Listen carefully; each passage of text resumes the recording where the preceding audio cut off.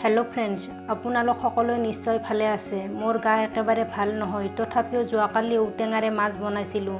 তাৰে অকণমান ভিডিঅ' কৰি ৰাখি আপোনালোকৰ ওচৰত শ্বেয়াৰ কৰিলোঁ।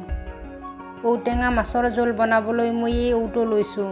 অৱশ্যে গোটেইটো নিদিওঁ, মোক যিখিনি প্ৰয়োজন হয় সেইখিনিহে লৈ ল'ম। আপোনালোকে বনালে নিজৰ প্ৰয়োজন অনুসৰি লৈ ল'ব। গৰমৰ দিনত ঔটেঙাৰ জোল বনাই নাইবা দালিৰ লগত দিও খাব পাৰি। ঔটেঙা ডায়েবেটিছৰ লগতে বহুকেইটা বেমাৰৰ বাবে উপকাৰী। কি বেমাৰৰ বাবে উপকাৰী গুগলত চাৰ্চ কৰিলেই পাই যাব। এয়া মই টুকুৰা কৰি ল'লোঁ, এইখিনি লৈ ল'ম। ঔটেঙাখিনি ধুই আনিলোঁ। কুকাৰ এটাত পানী অলপ দি লৈছোঁ। ঔখিনি দি দিলোঁ, লগতে গ্লাছ এটাত ভৰাই এটা আলুও দিছোঁ। এতিয়া ঢাকন লগাই 4টামান হুইচেল মাৰিবলৈ দিম। এয়া মই 4 পিচ মাছ ভালদৰে ধুই নিমখ হালধি সানি লৈছোঁ। এতিয়া ফ্ৰাই কৰি ল'ম। গেছত কেৰাহী এখন গৰম হ'বলৈ দিছিলোঁ, তেল দি দিলোঁ।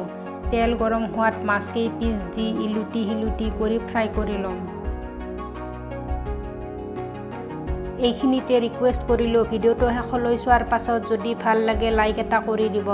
আৰু যদি মোৰ ভিডিঅ' প্ৰথমবাৰৰ বাবে চাইছে তেনেহ'লে প্লিজ চেনেলটো ছাবস্ক্ৰাইব কৰি বেল আইকনটোত প্ৰেছ কৰি দিব। তেতিয়া মোৰ আহিবলগীয়া ভিডিঅ'ৰ নটিফিকেশ্যন পাই থাকিব। এয়া মই মাছখিনি ফ্ৰাই কৰি ল'লোঁ। এতিয়া তেলৰ পৰা উঠাই লৈছোঁ। এইখিনি তেলতে তেজপাত এটা, কেইফুটামান নহৰু, 3টা শুকান জলকীয়া আৰু আধা চামুচমান পাঁচফোৰণ দি দিলোঁ।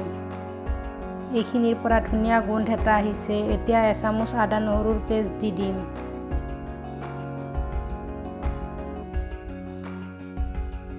আদা নহৰুৰ পেষ্ট দিয়াৰ পিছত এবাৰ লৰাই দি প্ৰয়োজন অনুসৰি নিমখ আৰু হালধি দি দিলোঁ।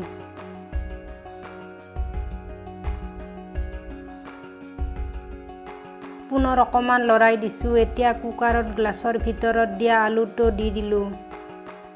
অকণমান ভাজি লৈ সিজাই থোৱা ঔখিনিও দি দিম। গৰমৰ দিনত কেতিয়াবা গা বেয়া হ'লে একেবাৰে চিম্পুলভাৱে এনেদৰে ঔটেঙা মাছৰ জোল বনাবচোন, খাই বহুত ভাল পাব। ঔটেঙা মাছৰ জোল বনালে তাৰ লগত খাবলৈ কিবা এবিধ ভাজি বনালেই হৈ যায়।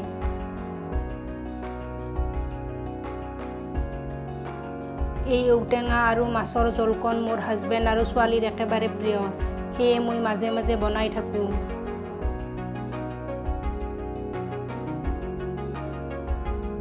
এইখিনি অলপ ভাজি লোৱাৰ পিছত সিজোৱা পানীখিনি দি দিলোঁ।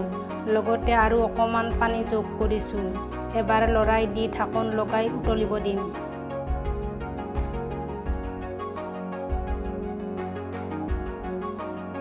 এয়া উতলিব ধৰিছে। এতিয়া মাছকেইপিচ দি পুনৰ ঢাকন লগাই 5-6 মিনিটমান সময় উতলিব দিম। আপোনালোকে যদি বেছি টেঙা হোৱাটো বিচাৰে অকণমান পানী কমাই দিব।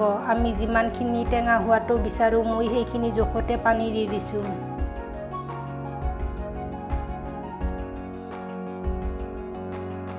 এয়া 6 মিনিট পিছত দেখুৱাইছোঁ। এচামুচ জিৰা পাউডাৰ দি দিলোঁ। গা বেয়া বাবে অন্য বেলেগ মছলা দিয়া নাই আৰু ঔটেঙা বনালে বহুত বেছি মছলা নিদিলেও খাই ভাল লাগে।